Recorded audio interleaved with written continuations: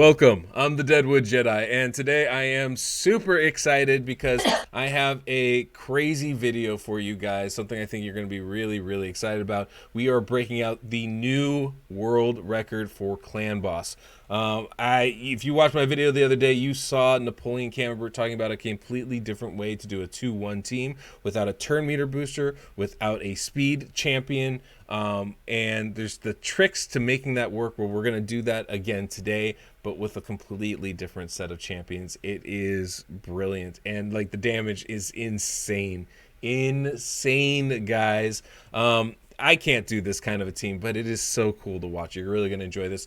So I have brought Napoleon Camembert back. I'm excited to have him talk really quick about how this run is set up, and then we'll go ahead and watch it. And yeah, I'm also kind of excited to make Murder Inc. a little jealous. I'm pretty excited to celebrate my clanmate here doing something amazing. And I'm really excited to be able to share this with you guys. So without further ado, let's go ahead and talk to Napoleon. So Napoleon, thanks again for coming back, my man. I'm super stoked about this run. Can you go ahead and tell us a little bit about how this works, what we're doing, the differences between this and the composition we showed yesterday, which was like a double man-eater without a seeker involved? Yeah, sure. So thanks for having me back on the program. Of course. So yeah, we talked last time about this batless 2-1 idea, and not just batless, but speed boost and speed buffless setup. And the trick there was just to get the turn order to fit right. We were using Painkeeper to provide her little turn meter boost on her A1, Right. and that was going to help her turn the corner and actually be able to move consistently on ticks 1 and tick 8. Right, but we're not going to talk too much about the math details. Just refer to the other video for I that one. feel like we did as much math talk as I'm allowed to do on YouTube already. Yeah. So point is, there was the little trick in that video to make the kind of speeds realistic for doing this 2-1 without a booster. Mm-hmm. We needed a little turn meter boost on at least one of the champions, right? And so now, instead of doing it with Painkeeper, and I'm not going to use Man-Eaters anymore, so I don't really want Painkeeper Right. anymore. I'm going to have, unfortunately, I have 2 Santas. About a month ago, I pulled that second Santa, so I could kind of revisit the world record attempt with double Double Santa, whereas before I used Santa and Warcaster. Mm-hmm. And yeah, instead, I'm not going to want to use Painkeeper, so what am I going to do? Well, you could potentially use some other champions like Ultimate Galek or something, but there's not really a great champion that has that, at least a great damage dealer that has that turn meter boost like Painkeeper has on her A1. So what I ended up doing was Frenzy Gear. Wow.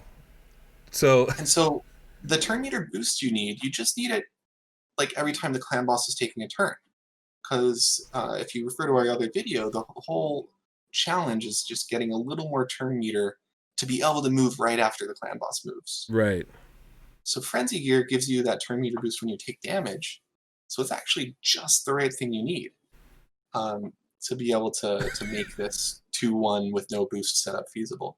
All right. So I'm sorry. So Frenzy Gear is giving you just enough turn meter boost to be able to go. But Frenzy Gear, I mean, it seems like such a crazy thing. Like you can't. It's so.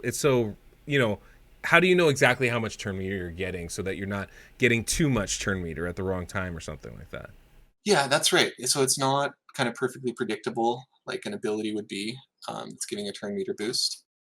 But in a sense, you don't need much. Maybe on like literally the first few turns, you might not take enough damage Mm-hmm. to get enough boost, but you're going to get enough boost pretty quickly. And then there's actually just not a concern about getting too much boost, right? Because what you're trying to achieve here is being able to move with that champion right after the clan boss moves. So if you just get a ton of turn meter boost, I mean that's fine. You have even more full turn meter. Because that's the whole goal, is to have a full turn meter anyway, right? Okay, so you got Frenzy on your slowest champion to make sure that they get their turn meter full up, and That's right. you're using 2 Santas, so you don't need those man eaters at all. I assume we're But still using Fu Shan or Mordu Macabre to give us a speed aura boost. Is yeah, that right? Kind of excited to see an attack built Draco in frenzy gear. That's a that's right. that's a Draco and ridiculous Frenzy thing. gear. The Santas are just in the well. Actually, one of the faster Santa does need some immortal. We could talk about stun targeting and healing, Mm, and how that's actually a pain in the butt. mm. But the other two damage dealers, so Krila and Fu Shan, they're both in Relentless.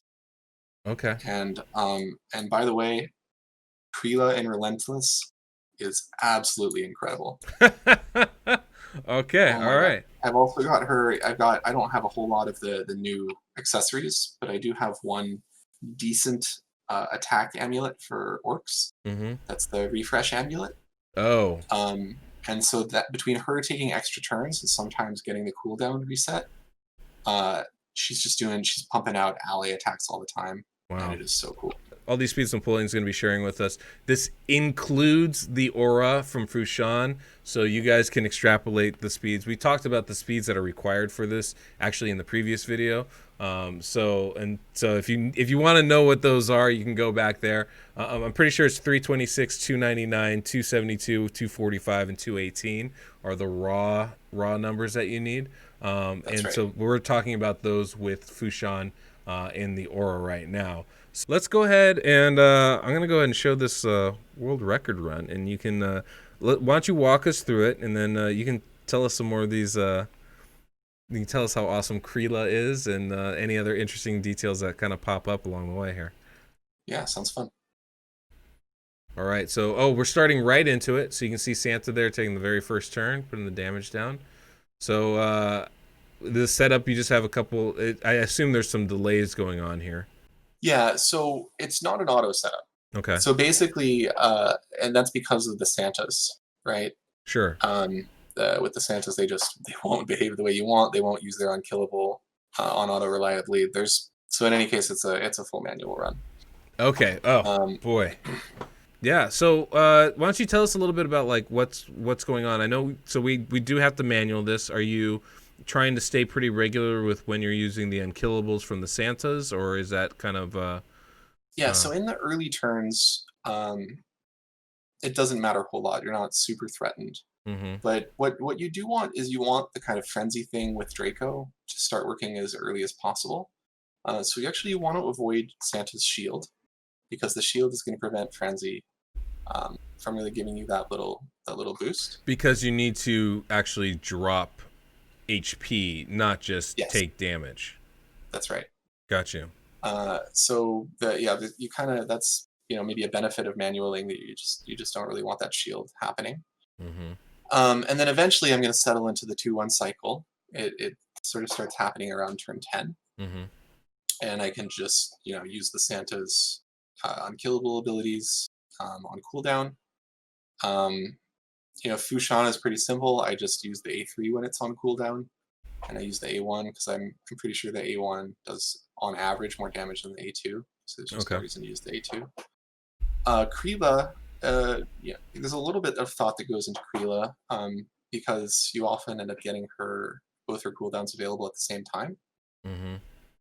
and you really want to be maximizing your ally attacks here because it's just so much damage. Yeah, I But was on the watching one of those earlier, and they're all going in. It's pretty. It's great. Yeah, Yeah. there's so much damage. I mean, it's doing almost 1 million damage every time she does that, depending on which of the allies gets left out. Mm-hmm. But her other ability is also really important, and I've actually built the team around it. So the other ability gives not only the attack up, but also the 30% crit rate. Oh yeah. And so I've kind of tried to, get everybody to 70, and not Okay. necessarily much higher than 70. And obviously Fu Shan and Draco are just benefiting a ton from that attack up. So you kind of want to keep those buffs on everybody all the time. But if you have buffs on everybody or on mostly everybody, because I have the extend buff mastery on her, Mm. uh, then you definitely want to prioritize the A2 ability because that's where so much damage is coming from. Well, I mean, she's got those buffs she puts on her 3-turn cooldowns, which are just ridiculously long. So it just must stay up the whole fight almost. Yeah, it's pretty close to 100% uptime, at least once we settle into the 2-1 cycle here. We're already doing crazy amounts of damage, well over 1 million a key, um, and to keep this up for 50 turns. So I imagine the damage begins to scale pretty quickly once we hit the 2-1 ratio. Then too. That's right. And so now we're mainly going to be in the 2-1 between 10's turn and 20. Mm-hmm. But the one thing right now that's still a little bit of an issue up until close to turn 20 is the stun targeting. So I want Draco to be stunned, right? Because I need Draco to get that little Relentless boost in Right. order to turn the corner and keep doing the 2-1 rotation. If you don't get it, it's not necessarily devastating because Draco, Draco will miss his turn on the first tick. Mm-hmm. Your champions will get turns on 2 through 6. Mm-hmm. And then the clan boss will move on tick 8. And Unkillable can actually stay on everybody through that if nobody gets an extra turn. Right. But you lose turns, so you don't want that. Right. And I got lucky. I actually screwed up, and Draco didn't get stunned. I think on turn 47 here. And so I missed one turn for everybody really late in the run. If I had had a Relentless proc, it would have ended on turn 47, and it wouldn't have been a world record. Wow. And if I hadn't screwed up, it would have been a little bit higher. Wow. That's but nuts. yeah. But one thing that's important here is getting the stun to Draco. And the thing that's really challenging, the thing that makes that really challenging is actually the shield that Kreela gives from her A1. So this I spent several hours kind of trying to get it to work. So here's the people that have ever tried to double Santa might already be familiar with this, but I don't know if there's a long list of people besides Murder Inc., but I've at least talked to Murder about it. So when you do double Santa, the Santa that goes last isn't going to get 2 continuous heals on the turn when he's putting up Unkillable. Mm-hmm. Right, so everybody else is going to get 30% continuous healing, but he's only going to get 15.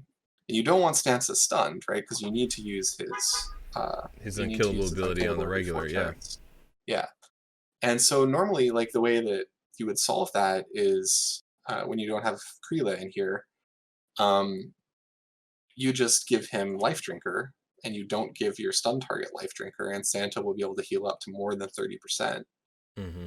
Just from the Life Drinker healing, and that's fine. And then your stun target just is at 30%, and they get prioritized, right? And I tried that initially, and then what happens is like Santa heals himself up to 35% with Life Drinker and a little Immortal maybe.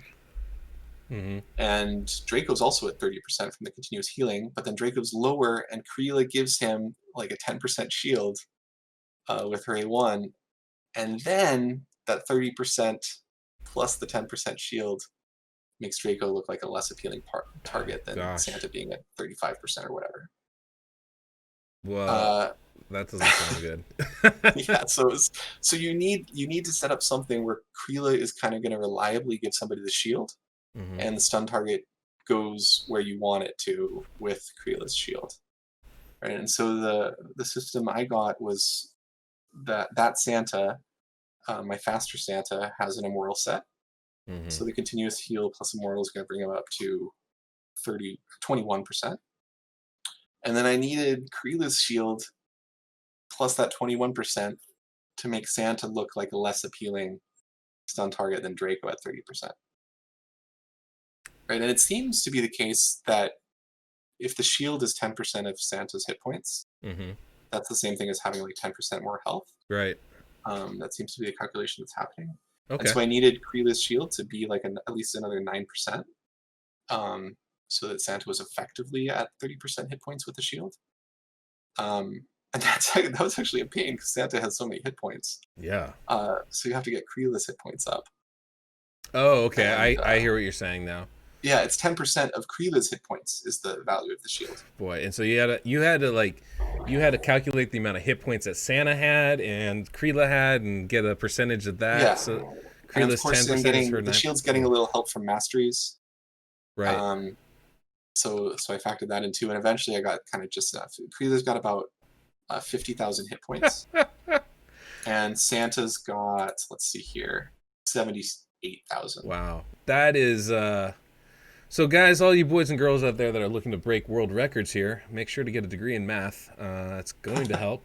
Wow, that's so specific and so intense to be able to figure that kind of thing out. This is an incredible run. Why don't we go ahead and just let this play here a bit, and then we can come back at the end, and if there's any tidbits or challenges you wanna share with us, we can share those right at the end of this thing.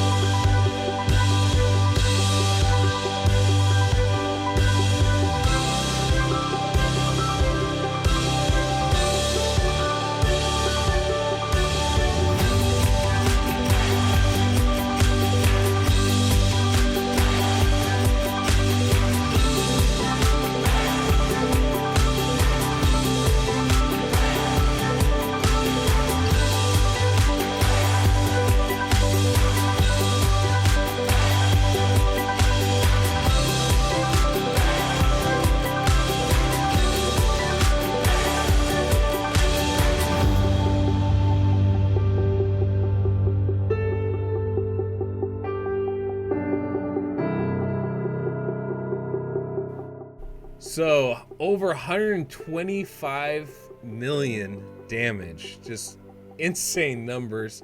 Blew Murder Inc.'s record out of the water, just leaving him in the dust by what is it, about 200,000 or something like that. Yeah, a whole 200,000. Yeah, It's crazy, crazy. I mean, I don't know how he's going to recover. I feel like his pride might just be too shattered to take another stab at I this. think so. I'm worried. I'm worried about the guy. This is just a crazy. I mean, I think this is just a really brilliant way to come up with take a team that is established and do it in a whole new way. I love the idea of bringing in frenzy gear to give yourself just that little extra speed boost that you need to make this type of composition possible. Just really quick, because I know there are going to be people out there that are going to try to emulate this type of composition. What advice can you give, especially for using frenzy gear, or not?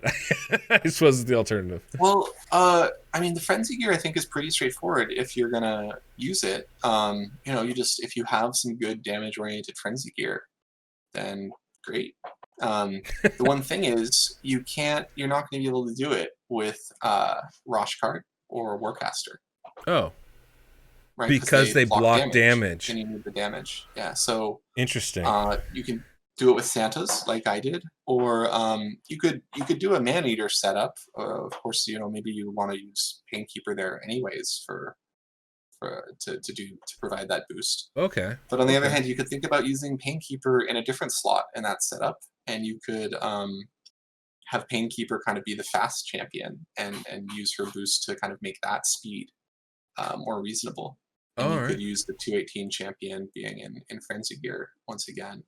So it's compatible with Man-Eater and it's compatible with Santa. And you're probably going to need to take the stun, right? Because you want to turn the corner every single time. So you need that champion in frenzy gear to be the one taking the stun. That seems challenging though. Because not only then are you, this actually, it's so funny, this composition seems to combine all the previous compositions, right? You're working on the 2-1 ratios. That's right, yeah. You're also working on the stun targeting from the budget Man-Eaters. This is really the perfect clan boss progression as far as trying to make a team work. It's very fascinating. So you got to make sure if you're going to try this, Frenzy's great, but you gotta get the stun targeting down. That seems like that's gonna be a huge issue. It should be a lot easier. You do need to take damage, so you either have to manual with a Santa team, or you have to use the Man-Eater team, and in which case you might just want to use Painkeeper in this slot, but you could use Painkeeper in the fast slot and bring those speeds down too. That does give you some options here. I know you're a huge fan of Kreela. And the damage potential that she brings to this type of composition. She brings that attack up, first of all, and you do want that. Mm-hmm. Yeah. And the crit rate boost is also pretty great. And she provides ally attack every 3 turns, right? And so that's just a ton of damage that she's going to pump out when you've got a team full of heavy hitters. And with Relentless gear, so if you have one Relentless set, and it doesn't even have to be the best Relentless stats, but if you can put together one reasonable set and get her to the speeds she needs to be in Relentless, I think she is the best candidate for your Relentless gear, because just being able to pump out those ally attacks all the time does so much damage. Well, this is awesome, man. This is so great. Thank you so much for sharing this with me, allowing me to show this on my channel and stuff. I think this is that was an incredible run. Congratulations on holding the new world record. I'm really looking forward to working with you again. I know you have a couple more builds, one of which eventually I will make my own clan boss team. A couple other options out there that I think are probably more affordable for it's still end game players, but the more general raid players out there than maybe this world record one. Thank you so much for sticking around, watching this whole thing. As always, hit the like button if you enjoyed the video, subscribe, hit the notification bell so you know when the next one comes out. That was something, huh? Something. Well, till next we meet, I'm the Deadwood Jedi.